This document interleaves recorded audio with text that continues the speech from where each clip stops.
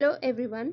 आज का हमारा टॉपिक है कमिटीज़ पे। कुछ स्पेसिफिक कमिटी जैसे कि banking sector, physical and monetary policy, poverty, tax reforms की इनमें कौन कौन सी कमिटीज़ आती हैं, इनके ईयर्स क्या हैं और उनमें जो मेन पॉइंट्स हैं वो क्या क्या हैं, हम आज उनका डिस्कस करेंगे।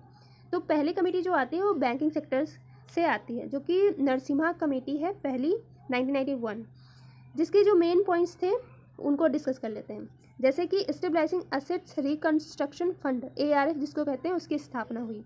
सेकेंड पॉइंट है removal of dual control of ministry of finance and RBI, जो ministry of finance and RBI का डुअल कंट्रोल होता है उसको समाप्त करना।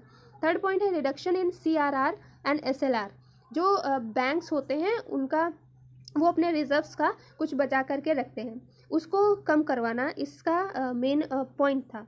क्यों कम करवाना है? कम करवाना इसलिए क्योंकि जो क्रेडिट अवेलेबिलिटी है या क्रेडिट क्रिएशन है वो बढ़ सके।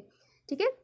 अब नेक्स्ट जो पॉइंट आता है वो है RH कान कमेटी, जो कि 1997 में आई थी। मेन फोकस इसका था कि concept of universal banking. Universal banking का क्या मतलब है? एक ऐसा बैंकिंग सिस्टम जहाँ पे हर तरीके के कार्य, हर तरीके के बैंक से रिलेटेड कार्य एक ही छत के नीचे हो जाते हैं, उसको यूनिवर्सल बैंकिंग कहते हैं। ठीक है। नेक्स्ट आता है नरसिम्हा कमेटी सेकेंड, जो कि 1998 में आई थी। इसका मेन पॉइंट्स क्या क्या थे? इसके थे, पहला था merger of major public sector bank, जो पब्लिक सेक्टर बैंक है उनका merger. Reforms in role of RBI का क्या रोल है रिफॉर्म्स में? रिडक्शन ऑफ NPAs, जो फाइनेंशियल इंस्टीट्यूशंस का जो NPAs होता है उसको कम कर देना 3% तक। कब तक के लिए? 2002 तक के लिए। ठीक है। फिर नेक्स्ट आती है रघुराम राजन कमेटी, जो कि 2008 में आई थी। मेन पॉइंट इसका था promote financial inclusion and financial stability. ठीक है। नेक्स्ट आती है RJPJ नायक कमेटी, जो 2014 में आई थी। इसका मेन पॉइंट था reforming governance structure of PSBs। Next आती है नचिकेत मोर कमेटी, जो कि 2014 में आई थी। मेन पॉइंट इसका था financial services for small businesses and low income households and concepts of payment bank. जो कॉन्सेप्ट ऑफ पेमेंट बैंक आया था वो मेन इसी की देन है। ठीक है। नेक्स्ट है YH मलेगम कमेटी, जो कि 2013 में आई थी, to review the micro finance sector in India. Next है टैक्स रिफॉर्म्स। टैक्स रिफॉर्म्स में कौन कौन सी आती हैं? जिसमें पहली आती है राजाजी चिलैया कमेटी 1991। इसका जो मेन पॉइंट्स थे, reforms in the indirect tax structure in India. ठीक है। और जो इंट्रोडक्शन हुआ था वैट का, वैल्यू एडेड टैक्स जो होते हैं वो भी इसी के अंतर्गत आए थे।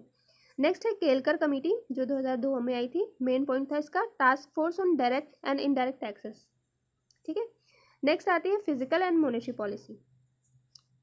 इसमें तारापुरे कमेटी 1997 में आई थी, जिसमें मेन पॉइंट ये था कि liberalisation of capital account transactions, मतलब कि जो कैपिटल अकाउंट है उनको पार्शली कन्वर्ट कर देना, मतलब कि कन्वर्टिबिलिटी जो है पार्शली अलाउ कर देना कैपिटल अकाउंट में।